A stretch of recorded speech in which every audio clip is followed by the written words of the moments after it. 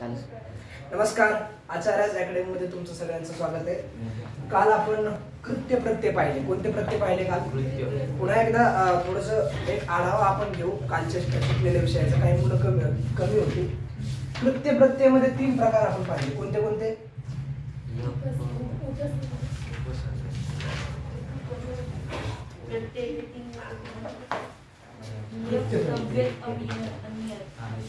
कोणते कोणते पाहिले? पहिल्यांदा एक गोष्ट लक्षात घ्या, तुम्हाला मी काल प्रत्ययाचे 2 प्रकार सांगितले. कोणते कोणते प्रकार सांगितले? प्रत्ययाचे प्रकार सांगितले. उपसर्ग वेगळे. इकडे पहा, पुन्हा एकदा सांगतो. उपसर्ग आणि प्रत्ययाच्या मध्ये अंतर आहे.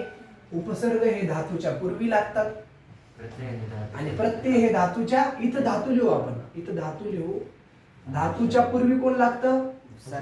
धातूच्या नंतर कोण असतं? आता उपसर्ग तर तुम्हाला काल लिहून दिले मी. 22 उपसर्ग आहेत, ऐक ना. प्रत्यय तर अगणित आहे, भरपूर आहे. पण या तुमच्या 10वीच्या पुस्तकामध्ये शत्रुशानाचे प्रत्यय, कृत्य प्रत्ययामधले 3 प्रत्यय आणि अजून क्त आणि अप्तवतू असे म्हणजे सगळे मिळून 7 प्रत्यय. किती प्रत्यय?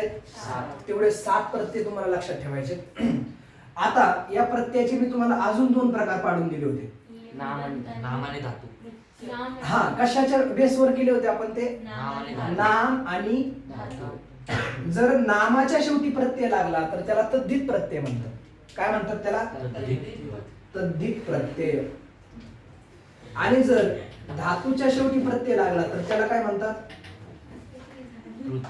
कृदंत प्रत्यय. ठीक आहे ना, कृदंत प्रत्यय. आता हे 2 प्रकार आपण काल पाहिले, समजलं ना? मग नामाच्या शेवटी लागला तर तद्धित आणि धातूच्या शेवटी लागला तर कृदंत. हे तद्धितशी सध्या आपलं काही घेणं देणं या वर्षी आपल्याला ते शिक्षणासाठी नाहीये. मग कृदंत मात्र आहे. कृदंतचेच प्रकार आपण कालपासून पाहत आहोत. आणि काल पाहत असताना आपण 3 प्रकार पाहिले कृदंत याच्यामध्ये. 3 प्रत्यय पाहिले. टस्कर कुठे? काय काय पाहिलं आपण कृत्य प्रत्यय मधलं? लवकर सांगा, पटापटा सांगा. काय? यम, तव्यत आणि अनियर. या लेप मधलं काय राहतं? तव्यत मधलं आणि अनियर मधलं अनियर. समजलं? आता मला सांगा, यांचे रूप कसे तयार होतील? एक धातू घ्या, कुठलाही धातू घ्या, काल आपण शिकवलेला पैकी पठ धातू घ्या. हा, पठ धातू घेतला. इकडे पहा, बाकीची जी मुलं गैरहजर होती त्यांनी पहा, मी पूर्ण एकदा त्याचा डायग्राम तुमच्या समोर उभा करतो. पहा, पठ धातूचं कसं होतंय? पाठ्य. आता याचा अर्थ सांगा. पहिल्याचं काय होतो? पाठ्य म्हणजे काय? पाठ्य म्हणजे काय? पठितव्य म्हणजे काय? पठनीय म्हणजे काय? हे कशाप्रमाणे चालतात? आता इकडे पहा, याच्यातून जो शब्द तयार होतात, याच्या पठ धातूतून हा प्रत्यय जुटल्याच्या नंतर जे प्रातिपदिक तयार होतात तेवढे तुम्हाला अगोदर ध्यानात ठेवायचे. कोणते कोणते प्रातिपदिक तयार होतात? एक पाठ्य, हे फक्त एक एक्झाम्पल आहे. असं प्रत्येक धातूचं होतं. पाठ्य कशामध्ये होतं? लेप मध्ये. दुसऱ्यामध्ये काय होतं? पठितव्य. पठितव्य होतं. आणि तिसऱ्यामध्ये काय होतं? पठनीय. आता हे झाले तुमच्याकडे मेन रॉ मटेरियल. हे कच्चा माल झाला तुमच्याकडे. आता याला तुम्हाला पक्क बनवायचं. कसं बनवायचं? याला तुम्हाला चालवायचं रामह प्रमाणे, देवह प्रमाणे. पाठ्य, पाठ्यो, पाठ्या. समजलं? आणि यालाच तुम्हाला जर स्त्रीलिंगी मध्ये कन्वर्ट करायचं असेल तर कसं करणार? मालाप्रमाणे. पाठ्या, पाठ्ये, पाठ्या. समजतंय का? आणि हे एका विशेषणाप्रमाणे वापरले जातात, हे लक्षात ठेवा. यांना धातू साधित विशेषण म्हणतात. काय म्हणतात? साधित शब्दाचा काय अर्थ होतो? कोण सांगते बरं?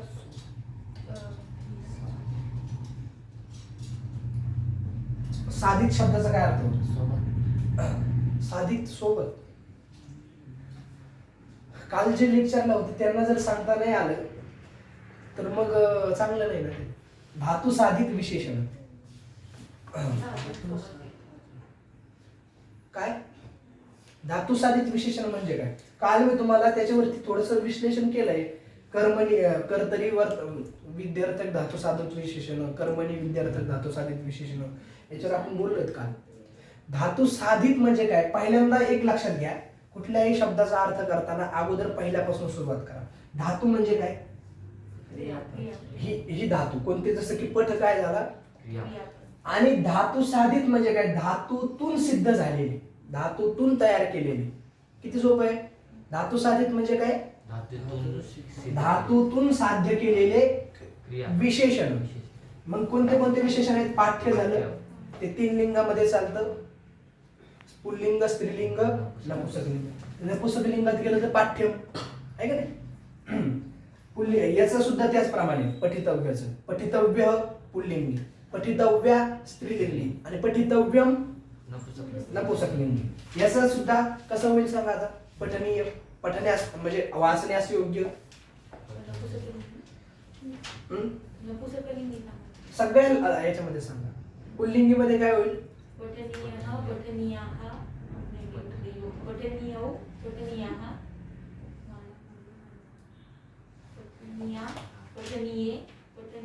नाही नाही, फक्त फर्स्ट फॉर्म सांगा फक्त नुसतं. पठनीय पुल्लिंगी, पठनीया स्त्रीलिंगी, पठनीयम.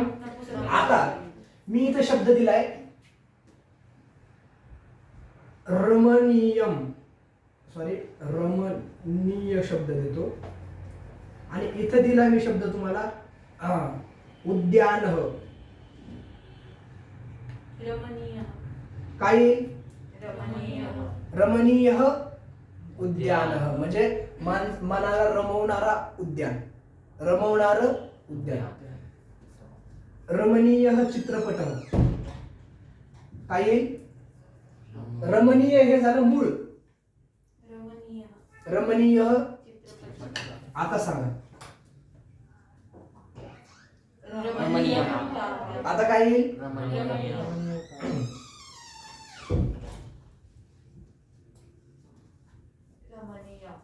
रमणीया कन्या. ठीक आहे, समजलं आता. पुल्लिंगीमध्ये कसं होतं, स्त्रीलिंगीमध्ये कसं होतं आणि नपुंसकलिंगीमध्ये कसं होतं, याच्यासाठी मी तुम्हाला हे एक्झाम्पल दिले. आता माझ्या मते तुम्हाला हे जे कृत्य प्रत्यय 3 प्रकारचे हे तर तुम्हाला समजले. आता लगेच आपण काय करू, याच्यावरती काही चार्ट दिले, ते चार्ट पाहून घ्यायचे. म्हणजे तुमची ती कृत्य प्रत्यय एकदम फिट होऊन जाते. पेज नंबर 78 वर आहे. काढला 78 सगळ्यांनी. आता पहा, त्याच्यामध्ये अक्त आणि तवतू हे दोन चार्ट सोडून द्या. आणि तिसरा जो चार्ट आहे ना, एकत्र 3चा घेतलेला आहे, पिवळ्या कलर मध्ये आहे ना. कृत्य हा प्रत्यय, कृत्या. ठीक आहे ना. आता ते प्रत्यय याच्याशी तुम्ही हे करायचे. गम धातू असेल तर त्याचं काय होईल? गमगच्छतीचा काय अर्थ होतो? जाणे. गमचं काय होईल? गम्य. गंतव्य एक होईल आणि तिसरं काय होईल? गमनीय. आता रमते, रमणे, रम्य, रमणीय, मनमन्यते, मान्य, मान्य. आता मला सांगा, मान्य या शब्दाचा काय अर्थ होईल? मग मान्य, मान्य या शब्दाचा अर्थ काय होईल? आपण काय शिकवलंय? याचा काय अर्थ होतो? पाठ्य म्हणजे पठन करण्यास योग्य. ठीक आहे ना, समजलं का? ते विसरायचं. अर्थ माहित नसेल तर मग शब्द माहित असून फायदा होणार नाही. मान्य म्हणजे काय? मानण्यास योग्य. मंतव्य म्हणजे पण काय? तिन्ही पैकी कोणताही वापरा, ऑप्शनल आहे ते. मननीय, हे बघा, मनन करणे पण अर्थ आहे त्याचा. एक मनमन्यते धातू आहे, मनमन्यते धातू, मनन करणे. मननीय म्हणजे मनन करण्यास योग्य. ठीक आहे. आता खाली कोणता आहे? दायच्छती, देणे. काय काय होईल त्याचं? देय आपण काल पाहिलं, देण्यास योग्य. दातव्य, देण्यास योग्य. आणि दानीय काय? आता म्हणजे तुम्हाला नुसतं हे नुसतं असं नाही लक्षात राहायला पाहिजे. तुम्हाला असा एक चार्ट दिला जातो आणि तो 2 मार्कासाठी दिला जातो धातू साधित विशेषणामध्ये. समजतंय? किती मार्काला दिला जातो? तुम्हाला यातलं एक रूप दिलं जाईल. जसं की तुम्हाला समजा गंतव्य दिलं जाईल इथं, गंतव्य. आणि इकडे दिलं जाईल गमनीय. मग यातलं पहिलं लिहा. असं तुम्हाला जर समजा इथं रिकामी जागा दिली तर तुम्हाला हे आठवलं पाहिजे. कोणतं? गम्य. कारण याचं इथं काय होईल ते तुम्हाला आठवलं पाहिजे. म्हणून हे चार्ट तुम्हाला पाठ करायचा. मी याच्यासाठी तो चार्ट अगोदर घेतो. नंतर काय आहे? पापिबती धातू आहे. याच्यातून तुमचे धातू पण तयार होतील. पापिबती म्हणजे काय? पिणे. पिणे. पेय म्हणजे काय? पातव्य, पिण्यास योग्य. पानीय, पिण्यास योग्य. ज्ञेय म्हणजे काय? ज्ञा अवबोधने धातू आहे, जाणण्या अर्थामध्ये. ज्ञेय म्हणजे काय? Very good. ज्ञातव्य आणि ज्ञानीय ते तुम्हाला उच्चार करून दाखवतोय. निनयती, नेने. ज्ञेय, नेतव्य. क्रूच कसं होईल? क्रूचे दोन रूप होतात. पहिल्यांदा कार्य किंवा कृत्य, कोणतं एक लिहा. कर्तव्य आणि करण्यास योग्य. ठीक आहे ना. सार्य, श्रुसरती म्हणजे सरकणे, बाजूला करणे. श्रुसरती म्हणजे काय? सार्य, सर्तव्य आणि पाठ्य, पठितव्य आणि पटपद्धतीचं माहिती आहे तुम्हाला. पदपद्धती पडणे, पाठ्य पाडण्यास योग्य. ठीक आहे ना. पतितव्य आणि पतनीय. खाद्य खाण्यास योग्य आहे की नाही. खादनीय आणि खादितव्य. समजतंय का? बाकीचे तुम्ही आता पाहून घ्या सगळ्या. मी तुम्हाला फक्त हे सांगितले की हे तुम्हाला अशा अशा पद्धतीने परीक्षेमध्ये येतं की तुम्हाला पाठ करायचं. समजलं का? आता हा पूर्ण चार्ट तुम्हाला एक तर समजून घ्या. एकदा जर चांगलं समजून घेतलं तर पाठ करण्याची पण आवश्यकता नाही. नाहीतर मग तुम्हाला नुसतं रट्टा मारावा लागेल. आता आपले 3 प्रत्यय झाले. त्यातल्या मधला जो चार्ट आहे तो कम्प्लीट झाला. राहिला शत्रू, शानच आणि इकडचा अक्त आणि वक्ता नाही, अक्तवतू. त्याला तवतू म्हणतात, तवतू. ठीक आहे. आता हे समजलं तुम्हाला सगळं. हे पुसलं तरी चालेल. आता जे प्रत्यय आपण शिकणार आहोत त्याचं नाव आहे शत्र आणि शानच. बरं, मागं जे शिकलो आपण हे कोणत्या लकाराशी संबंधित होते? कुठल्या लकाराशी संबंधित होते? कुठल्या लकाराशी संबंधित होते? विद्यार्थी. आणि कर्तरी होते का कर्मणी? कर्मणी. लक्षात ठेवा. कर्मणी म्हणजे काय असतं? हो, कर्मानुसार जिथं धातूमध्ये परिवर्तन होतं त्याला काय म्हटलं जातं? कर्मणी असं म्हटलं जातं.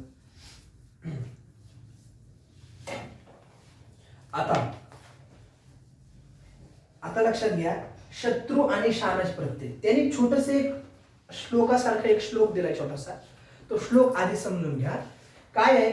मंदम हसंतम, मंदम हसंतम प्रभया लसंतम जनस्य चित्तम सततम हरंतम वेणुम नितांतम मधुनादयंतम बालम मुकुंदम मनसा स्मरामे.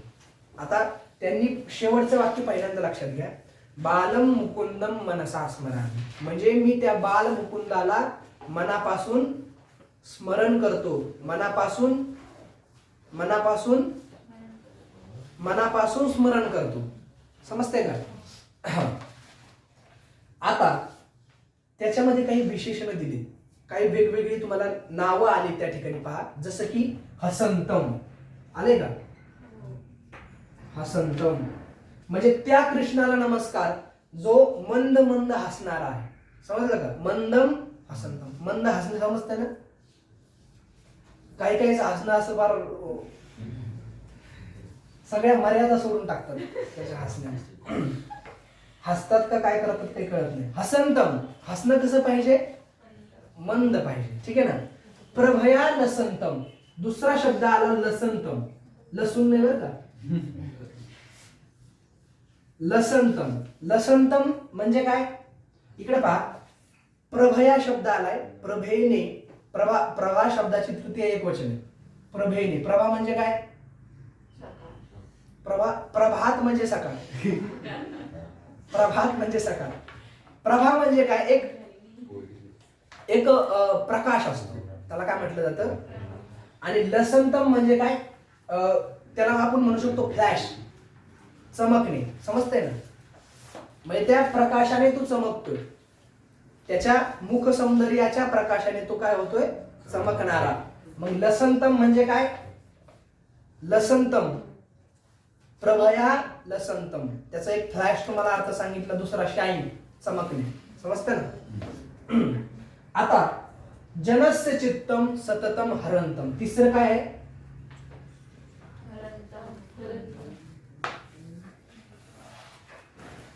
माणसाचं चित्त हरण करणारा. आता पुन्हा पुन्हा मी जे शब्द वापरतोय त्याच्याकडे व्यवस्थित लक्षात घ्या. इथे मी काय सांगितलं अर्थ, काय अर्थ सांगितला मी हसंतमचा, मर्यादा सोडून मंदम हसंतम म्हणजे मंद हसणारा सांगितलं. काय इथं सांगितलं, इकडे पहा, हसणारा, मंद हसंतम, ठीक आहे ना. लसंतम चमकणारा,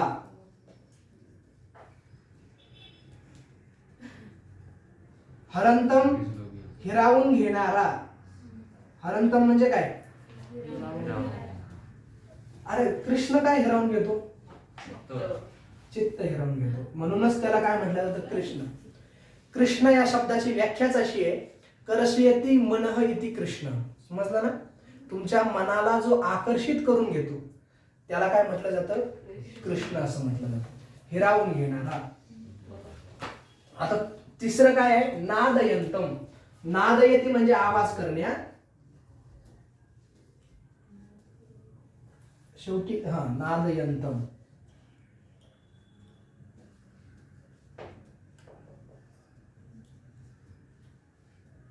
म्हणजे बासरीतून गोड असा आवाज काढणारा. समजलं ना.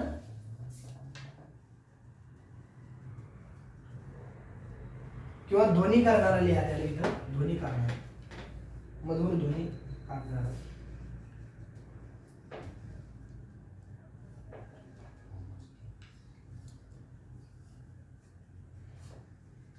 आता इथपर्यंत हे शब्द सगळे तुमच्यासाठी कसे येतं, अपरिचित आहेत की नाही. हे शब्द कसे आहेत तुमच्यासाठी, हसंतम लसंतम, इथून मागे झालेत का आपल्याला, कधी नाही झाले. मग इथं काय आहे ते पहा, हे नेमकं शब्द आले कुठून, याच्यामध्ये थोडं थोडं तुमच्या लक्षात येत असेल. याच्यामध्ये धातूचा अंश दिसतोय, आहे की नाही. नादयती, रु हरती, पुन्हा लस लसती, नवी मध्ये झालाय धातू तुमचा. हस हसती तर माहितीच तुम्हाला, हसणे, आहे का नाही. मग या धातूतून हे तयार झाले, पण कशाने तयार झाले ते शिकण्यासाठी आपल्याला शत्रुशानच प्रत्यय शिकायचे. समजलं ना, हे आलेत कुठून, शत्रुशानच प्रत्यय. हे प्रत्यय तुम्हाला कळावेत याच्यासाठी काय आहे, शत्रुशानच प्रत्यय आपल्याला शिकावे लागतील. समजलं. आता पूर्ण श्लोकाचा मी तुम्हाला अर्थ सांगतो. म्हणजे मंद हसणाऱ्या कृष्णाला, आता सगळीकडे कृष्ण जोडायचा, मुकुंद म्हणजे काय, कृष्णच. मंद हसणाऱ्या कृष्णाला म्हणजे प्रकाशाने चमकणाऱ्या श्रीकृष्णाला, लोकांच्या चित्ताला हिरावून घेणाऱ्या श्रीकृष्णाला. समजलं का. वेणून नितांतम, नितांत म्हणजे खूप खूप मधुर असा वेणू वाजवणाऱ्या श्रीकृष्णाला आणि बाल अशा श्रीकृष्णाला मनसा स्मरामी. कळलं, म्हणजे श्रीकृष्णाला दिलेली एवढी विशेषण आहेत. आणि कुठलाही श्लोक असेल तर त्याच्यामध्ये भगवंताची स्तुती असते. मग त्या स्तुतीमध्ये तो कसा आहे, त्याचं कर्तव्य काय करतो, हे वेगवेगळे घटक त्याच्यामध्ये दिलेले असतात. इथं काय काय सांगितलंय, हसंतम, तो हसणारा आहे, लसंतम, हरंतम, नादयंतम. समजलं. आता आपण पाहत आहोत शत्रू आणि शानच प्रत्यय. पलीकडे काय दिलं माहिती त्यांनी, याचाच मराठीमध्ये अर्थ केला, म्हणजे सोप्या संस्कृतमध्ये, म्हणजे जे पद्य आहे त्याला त्यांनी गद्यामध्ये कन्वर्ट केले. पलीकडे काय केलंय, अहम मुकुंदम, मी मुकुंदाचं स्मरण करतो. मुकुंद किम करोती, मुकुंद काय काय करतो, कृष्ण काय काय करतो. मुकुंद मंदम हसती, आहे का नाही. त्याला जर गद्यामध्ये कन्वर्ट केलं, मुकुंद प्रभया लसंती म्हणजे प्रभेने चमकतो. मुकुंद जनस्य चित्तम सततम हरती, आणि मुकुंद नितांत मधुरम वेणून नादयती. मधुरम लिहात तरी चालेल, मधु म्हणजे गोड, ठीक आहे ना. गोड असा ध्वनी कशातून करतो तो, वेणूच्या माध्यमातून. समजलं आता? आता पहिल्यांदा लक्षात घ्या, आपण शिकत आहोत दोन प्रत्यय. कोणते कोणते कोणते कोणते प्रत्यय? शत्रू प्रत्यय आणि शत्रू प्रत्यय. आणि इकडे लिहितो थोडस, म्हणजे तुमच्या लगेच लक्षात त्यातला फरक लक्षात येईल. ही दोन प्रत्यय घेण्याचं काय कारण आलं? शत्रू प्रत्यय आणि शानच प्रत्यय. इकडे पहा, शत्रू प्रत्यय हा नेहमी परस्मैपदी धातूला लागत असतो. शत्रू प्रत्यय हा नेहमी आता हे परस्मैपदी कोणती धातू आहे तर आत्मनेपदी कोणती धातू आहे त्याच्यासाठी एक चार्ट आहे, तुम्हाला वाटतं 9वीच्या पुस्तकात आहे, तो तुम्हाला मी आज शक्यतो टाकून देईल ग्रुपला. लक्षात आहे, ते तुम्हाला पाहून घ्यायचे त्याला. हा, परस्मैपदी आणि शानच प्रत्यय हा कधी लागतो?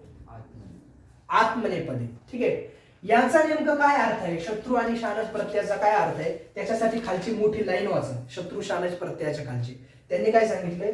कर्तरी वर्तमान कालवाचक धातुसाधित विशेषण. धातुसाधित विशेषण तर तुम्हाला माहिती आहे. धातुसाधित विशेषण म्हणजे काय? धातूपासून तयार केलेलं विशेषण, पण कुठल्या प्रयोगात चालतं ते? कर्तरी. आता हे कर्मणी नाही, या पाठीमागचं जे शिकलो आपण ते कशात होतं? कर्मणीसाठी होतं. कर्तरी, ते पण नाही, दुसरीकडे. कर्तरी वर्तमान कालवाचक. आता हे पहा, माग जे शिकलो ते कुठल्या याच्याशी संदर्भित होतं? विद्यार्थ.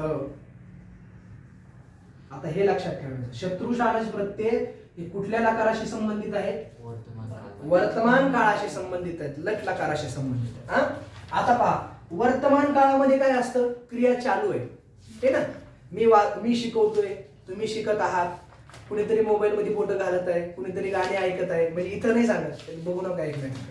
म्हणजे याला काय म्हणतात? वर्तमान काळ म्हणतात. हा, तसं एखादी घटना तो करत होता किंवा म्हणजे अपूर्ण भूतकाळ दाखवतो एक तर, नाहीतर चालू वर्तमान काळ दाखवतो. समजलं का? म्हणजे क्रिया सुरू आहे असा त्याचा अर्थ होतो. काय अर्थ आहे?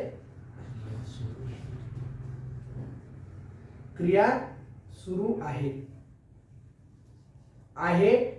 किंवा क्रिया सुरू होती. कळालं? याचा अर्थ काय झाला मग? क्रिया सुरू आहे किंवा क्रिया सुरू होती. म्हणजे आता कृष्ण हसंतम, हसणारा कृष्ण. आता तर कृष्ण आता तर काय हसत नाही ना, कृष्ण आता तरी काय हसत नाही, पण तू त्या काळात, ठीक आहे ना, क्रिया सुरू होती त्यावेळेस. तर मग ते इथं काय येतं? शत्रू आणि शानच प्रत्ययाच्या अंतर्गत येतं. समजलं? आता एक लक्षात घ्या, हे झालं का तुमचं? लिहून काढायचं आहे. ते काय होतं तुमचं, मग दुसऱ्या दिवशी विचारलं का तुमच्या लक्षात राहतं.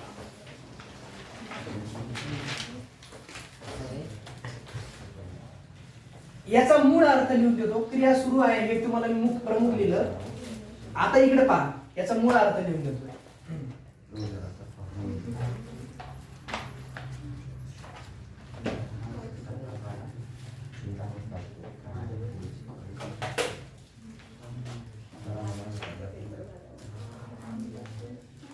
शत्रू आणि शानच प्रत्यय धातूत दाखवलेली क्रिया सुरू आहे असं दाखवतात.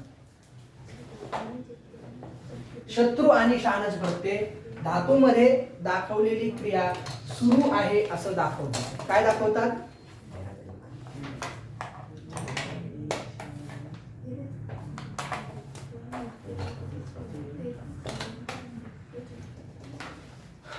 काय लिहिले वाक्य काय लिहिले मला सांगा. हे नाही सांगितलं मी तुम्हाला, पुन्हा एक वाक्य सांगितलं, आठवतंय का? शत्रू आणि शानच प्रत्यय धातूमध्ये दाखवलेली क्रिया सुरू आहे असं सुचवतात.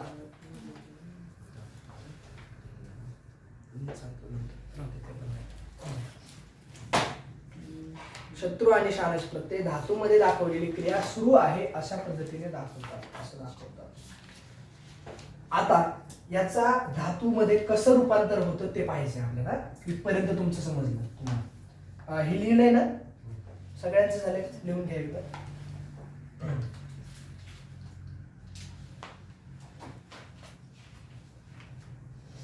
तुम्हाला मी काल सांगितलं होतं की ज्यावेळेस मूळ प्रत्यय धातूला जोडला जातो त्यावेळेस त्याच्यामध्ये काही चेंजेस होतात. सांगितलं होतं ना काल, जसं की लेब मध्ये फक्त य शिल्लक राहिला आहे की नाही, अनियर मधला शेवटचा र गायब झाला, अनियस राहिलं आहे का नाही, तव्यत मधला तव्यच राहिला. तसं इथं पण काही परिवर्तन होतात, ते परिवर्तन मी तुम्हाला सांगून देतो. आता ज्यावेळेस शत्रू प्रत्यय जोडला जातो ना, त्यावेळेस शत्रू जोडलं जात नाही, तर त्यावेळेस अज जोडलं जातं. काय जोडलं जातं? मूळ धातूला अज जोडा, तुमचा शत्रू प्रत्यय प्रातिपदिक तयार झाला. ठीक आहे. आणि शानच प्रत्ययाचं तसं तर पाहिलं तर आन राहायला पाहिजे, परंतु ते म जोडलं जातं आणि मान तयार होतं. काय तयार होतं समजलं का? मान काय होतं?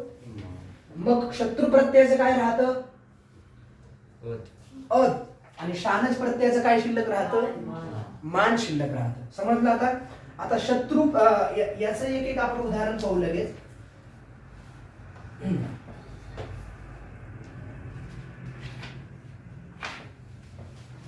जसं की त्यांनी इथं दिलंय हस धातूचं हसत, किंवा गमगच्छ धातूचं घेऊ आपण. हा, गमचं काय होईल?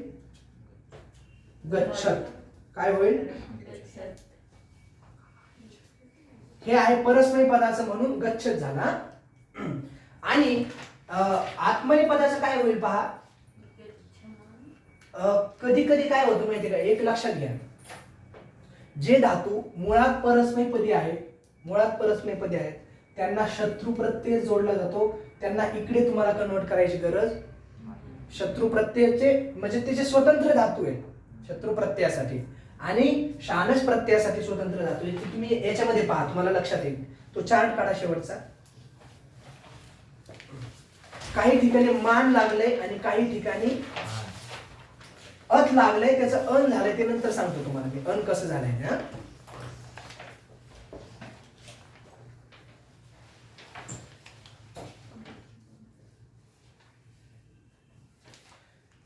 आता मनमन्य ते धातू आहे पहा, चौथा तिसरा, त्याला काय लागलंय शेवटी? मन्यमान. शत्रुशानच पाहिजेत आपल्याला. काय पाहिजे? शत्रुशानच. काय लागले तिथं? मान लागले शेवटी. हा, अजून कोणता धातू आहे तसा? बाकीकडे सगळीकडे सरण, पठन, वदन. हा, वंदमान. म्हणजे काय? आत्मनेपदी धातू आहे. वंद वंदते, तिथं मान लागला. हा, अजून पूजयती धातू उभयपदी आहे, मग त्याला पण काय लागणार? एक तर पूजयन पण होईल आणि एक दुसरी गोष्ट पूजयमान पण होईल. आता इथं जसं मी तुम्हाला आन मूळ दिलं आणि त्याचं मान होतं, तसं इथं अद दिलंय, त्याचं अन होईल. ते लक्षात ठेवा. आता ज्याच्या शेवटी अन दिसेल ते कशाचं आहे मग? शत्रू प्रत्ययाचं आहे. ज्याच्या शेवटी मान दिसेल ते कशाचं आहे? शानच प्रत्ययाचं. समजलं आता तुम्हाला? मग कथ कथ येथे धातू आहे, तो पण उभयपदी आहे. मग इकडे जर असेल तर काय लागेल त्याला? कथयन. इकडे असेल तर अजून कोणता धातू आहे पहा? मुंच मुंचती. मुंच मुंचती म्हणजे सोडणे. मुंच मुंचती म्हणजे काय? ठीक आहे. मुंचन आणि इकडे मुंचमान. इकडे आरभती नावाचा एक धातू आहे, तिथं इकडं आरभमान, तो फक्त आत्मनेपदामध्ये चालतो. अजून आहे लभमान, तो पण आत्मनेपदामध्ये शानच प्रमाणे चालतो. समजलं आता? हे धातू वेगवेगळे कोणते ते तुम्ही घरी गेल्यानंतर व्यवस्थित पाहून घ्या. ठीक आहे. आता अजून त्यातलं काही महत्वाच्या गोष्टी आपण पाहून घेणार आहोत. आता पुन्हा पहिल्या पेजवर आहे, आपल्या 74 पेजवर.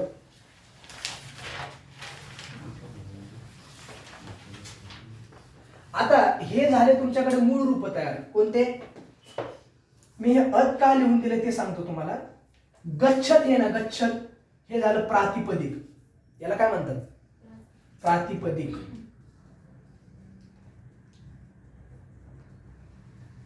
प्रातिपदिक म्हणजे काय? गम धातू होता, तो मूळ धातू होता, त्या मूळ धातूला प्रत्यय जोडला आणि त्याचं जे पहिलं रूप तयार झालं, फर्स्ट फॉर्म. ठीक आहे ना? म्हणजे याच्यात पण पुढे चेंजेस होणार आहे, परंतु जे एकदम सुरुवातीला प्रत्यय जोडल्याबरोबर जे रूप तयार झालं ते काय आहे? प्रातिपदिक रूप आहे. समजलं का? त्याला काय म्हटलं जातं? प्रातिपदिक असं म्हटलं जातं. जर तुम्हाला गच्छन्ती शब्दाचं प्रातिपदिक विचारलं, काय गच्छन्ति. आता हे पण तुम्हाला कन्फ्युजन होणार आहे, ते बी तुमचं कन्फ्युजन क्लिअर करून देतो. गच्छन्ति शब्दाचं जर प्रातिप, आता हे गच्छन्ति धातू नाही बरं का, हे धातू साधित विशेषण आहे. आता मला कोण सांगते त्या गच्छन्तीमध्ये या गच्छन्तीमध्ये काय फरक आहे?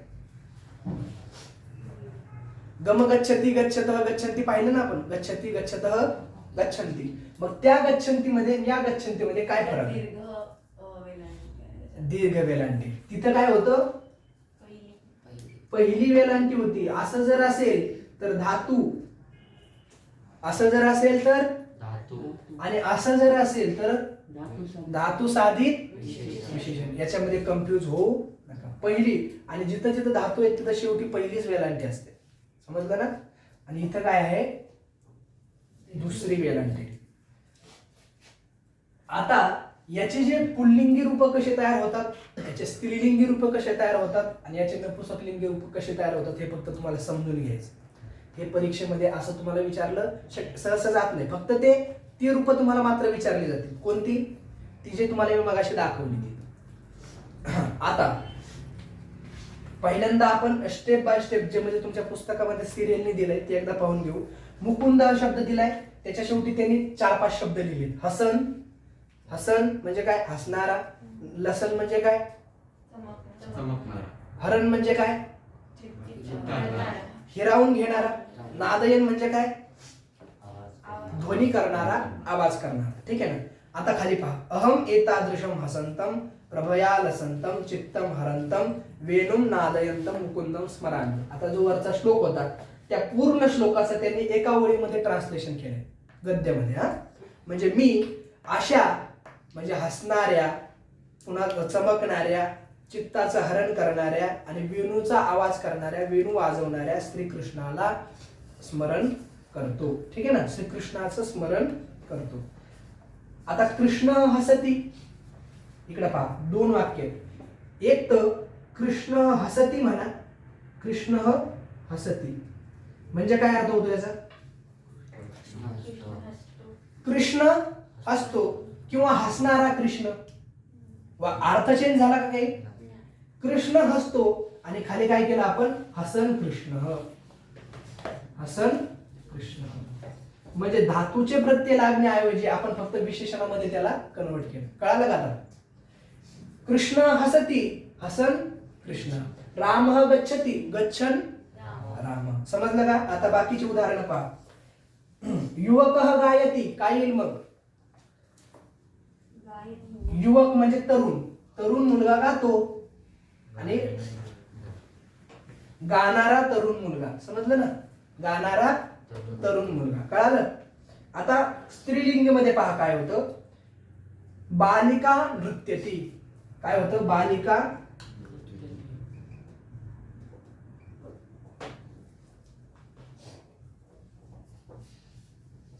बालिका नृत्यती. परंतु स्त्रीलिंग मध्ये याचं रूप कसं तयार झालं? नृत्यंती बालिका. काय झालं? नृत्यंती बालिका.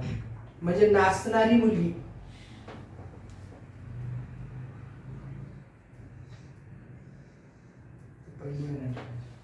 बालिका. कळालं? आता मला सांगा, बालिका नृत्यती पण काय झालं? मुलगी नाचते आणि नाचणारी मुलगी. मी समोर मुलगी नाचताना पाहतो आणि मी नाचणारी मुलगी. कळालं का? याच्यामध्ये अर्थामध्ये चेंजेस काही होत नाही. फक्त तुम्हाला धातूऐवजी आपण इथं काय वापरलंय? धातू साधित त्याच धातूपासून बनवलेलं काय वापरलंय? विशेषण वापरलंय. ठीक आहे. आता यानम गच्छति नपुंसकलिंगीचं कसं होतं ते पहा. नपुंसकलिंगीचं कसं होतं? यानम गच्छति. मग गच्छत यानम. आता हे 3 लक्षात ठेवा. यानम गच्छति, यानम गच्छति.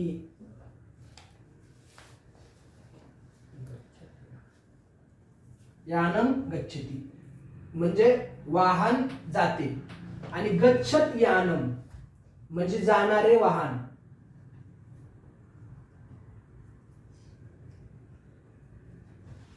कळलं का? आता हे झालं पुल्लिंगी, हे झालं स्त्रीलिंगी आणि हे कशाचं झालं? नपुंसकलिंगी. आता मला सांगा पुल्लिंगी मध्ये काय झालं रूप? हसन. स्त्रीलिंगीमध्ये रूप काय झालं आणि नपुंसकलिंगीमध्ये रूप काय झालं. आता हा फरक लक्षात ठेवायचा हा. जर हसन धातू इथे असता तर काय झालं असतं इथं रूप गच्छत. इथं काय गच्छत आहे. तर मग हसन धातूचं काय झालं असतं इथं हसन. हसन धातूचं इथं काय झालं असतं हसंती. गच्छत धातूचं इथं काय झालं असतं आणि गच्छत धातू जर पुल्लिंगाशी जोडला गेला असता तर इथं काय झालं असतं. आता हे मूळ रूप तुमच्या लक्षात आले. इथपर्यंत तुमचे डाऊट सगळे क्लिअर झाले. आता हळूहळू आपण पुढे जाऊ. हसन, नृत्यंती आणि गच्छत हे लक्षात ठेवायचं. पुल्लिंगीशी जोडताना कसं जोडायचं स्त्रीलिंगीशी आणि नपुंसकलिंगीशी. कळालं ना. हे धातू साधित विशेषण आहे आणि तुम्हाला एक पहिल्यापासूनच मी सांगतोय की विशेषण म्हणलं की जास्त त्याच्यामध्ये गडबडी असतात. गडबडी म्हणजे काय आता ते शेजारचं कुठल्या विशेषाचं ते विशेषण आहे ते शोधा. मग ते शोधल्याच्या नंतर ते पुल्लिंगी आहे का स्त्रीलिंगी आहे ते शोधा. तिसरी गोष्ट ते एकवचनात आहे का द्विवचनात आहे का बहुवचनात आहे ते शोधा. एवढं सगळं शोधाशोध करावे लागते आपल्याला. ठीक आहे म्हणून थोडस अवघड आहे. आता महिला धावती काय येईल धावंती फलम पतती पतत फलम काय होईल गच्छत. जसं झालं ना तसं काय होईल पतत फलम. आता हसन नृत्यंती पतन येताने हस नृत पत इथे धातुभ्य निर्मिताने विशेषाने धातू साधताने. ठीक आहे त्यांनी तेच मी जे तुम्हाला मराठीत आतापर्यंत सांगितलं ते त्यांनी संस्कृत मध्ये सांगितले. म्हणजे हस नृत्य आणि पत या धातूपासून हसन नृत्यंती आणि पत ही सगळी काय झालेली आहेत रूप तयार झालेली आहेत. धातू साधित विशेषण तयार झालेली आहेत. एतानी विशेषणाने क्रिया न समाप्ता इति सूचयन्ति. ही विशेषण क्रिया समाप्त झालेली नाही म्हणजे क्रिया सुरू आहे असं सूचना करा. कळालं का. क्रिया समाप्त झालेली नाही असं सूचित करतात. अशा पद्धतीने सूचित करतात. एतादृश आणि विशेषणांनी अस्मिन् श्लोके अन्विष्यत. म्हणजे अशा पद्धतीची विशेषणं खालच्या श्लोकात शोधा. इकडे पहा खालच्या श्लोकामध्ये अशा पद्धतीची विशेषणं शोधा. कोण कोण शोधतंय. खादन पहिल्यांदा. खादन म्हणजे काय खात आहे. खात आहे म्हणजे खाणारा किंवा खात आहे. हसन हसत आहे. ठीक आहे अजून काय आहे राज राजते म्हणजे प्रकाशने. ठीक आहे अरे ये पागल है का तू चालू काय झालं गाणे लावले लागले बरं बरं ठीक आहे चला जास्त हे नका करू. आता कुठल्या धातूची रूप कशी झाली ते पुढे दिले तेवढे एकदा पहा. ते मूळ सूत्र काय दिले मूळ धातू. इकडे पहा मूळ धातू त्या गणाचं विकरण आणि त्याच्यानंतर अद प्रत्यय. ठीक आहे ना. आणि मग त्याला मान पण लागतं आणि कधी कधी आण पण लागतं. कुठल्या गणाला ते मान लागतं आणि कुठल्या गणाला आण लागतं ते पण त्यांनी खाली दिले ते पाहून घ्या. म्हणजे शत्रू प्रत्ययामध्ये काही झंझट नाहीये. शत्रू प्रत्ययामध्ये सरसकट अत लागतं. परंतु आत्मने पदामध्ये पहिल्या चौथ्या सहाव्या आणि 10व्या गणातल्या धातूला मान लागतं आणि दुसऱ्या तिसऱ्या 5व्या 7व्या 8व्या 9व्या गणातल्या धातूला काय लागतं आण लागतं. ठीक आहे. आता शत्रू प्रत्ययांत काही उदाहरणं त्यांनी खाली त्या ठिकाणी दिलेली आहेत. धातू दिलेले आहेत. गमगच्छतीचं कसं कसं होईल मग. आता मूळ झालं प्रातिपदिक गच्छत. काय झालं मूळ प्रातिपदिक गच्छत हे झालं मूळ प्रातिपदिक. पुल्लिंगीमध्ये स्त्रीलिंगीमध्ये आणि नपुंसकलिंगीमध्ये. Very good. आता त्यात बघू नका. आता त्यात न पाहता इथं सांगा. मी फक्त धातू सांगणार तुम्हाला. नृत्य धातू इथे काय होईल नृत्यन. इथे काय होईल आणि इकडे काय होईल नृत्य. नृत्य नर्तती म्हणजे काय नाचण्या. लिख लिखती इथं काय होईल लिखन. Very good. चौथा धातू आहे पूज पूजयती. पूजयन पूजयती धातू आहे ना दशम गणातला. पूजयन इथं काय होईल आणि इथे काय होईल. आता खाली पहा कृ करोती इथं काय होईल कुर्वत. पहिलं रूप त्याचं कुर्वत रूप तयार होईल. मग तुम्हाला ते समजेल आता कसं घ्यायचं ते. कुर्वत झालं त्याचं प्रातिपदिक तयार. मग आता सांगा. कुर्वन् कुर्वन्, कुर्वन्ति कुर्वन्ती आणि कुर्वत् कुर्वत काय होईल? कुर्वत् जानत होईल. ज्ञाचं जानत होईल. मग आता सांगा जानत, ज्ञाचं जानत झालं.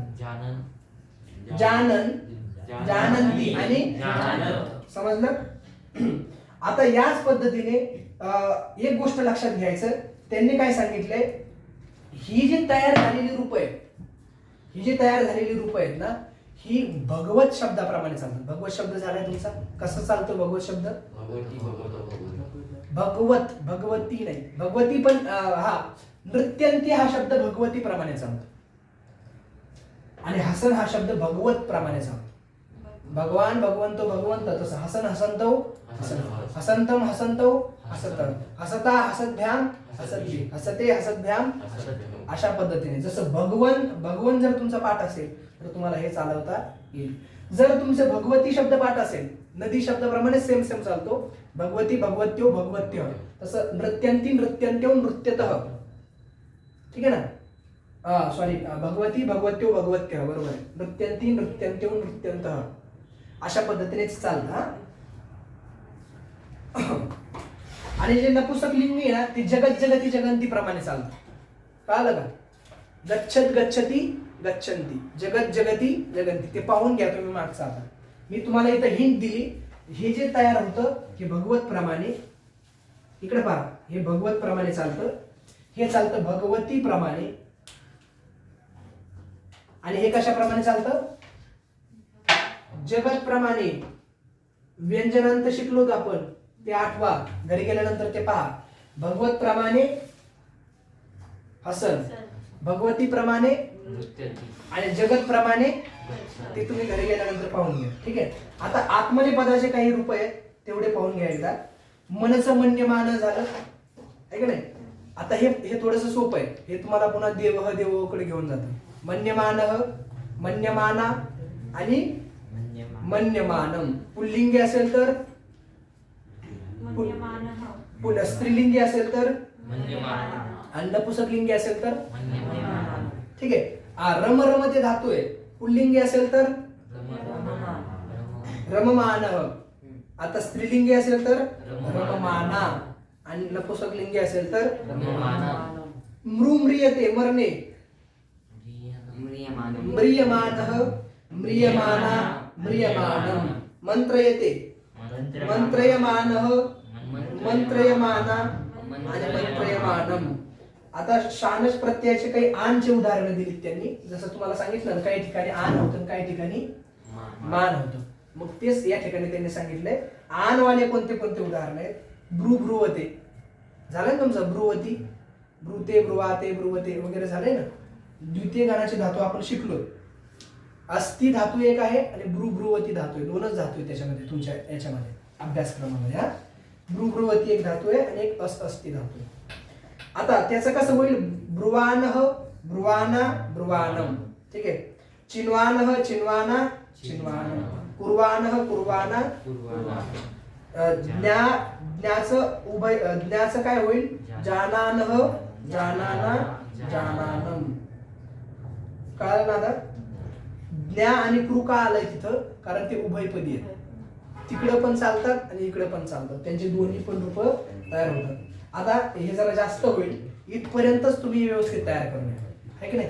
मग उद्या आपण जे राहिलेले त प्रत्यय आणि अक्तवतू प्रत्यय, दोन प्रत्यय आणि हा पूर्ण चार्ट उद्याच्या लेक्चरमध्ये आपलं कंप्लीट करू. म्हणजे हे जे प्रत्ययाचे झंझट आहे ते तुमच्या डोक्यातून निघून जाईल. पण तुम्ही पाठ करा, डोक्यात ठेवा, डोक्यातून काढून टाका.